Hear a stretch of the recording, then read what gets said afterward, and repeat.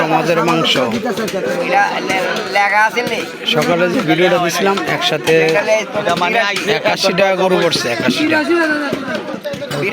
83টা 83টা আমরা সমাজের মাংস এগুলা এখনো গরু সম্পূর্ণ ক্লিয়ার হয় নাই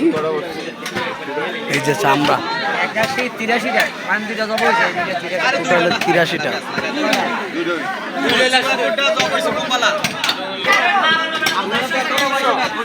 সমাজের মাংস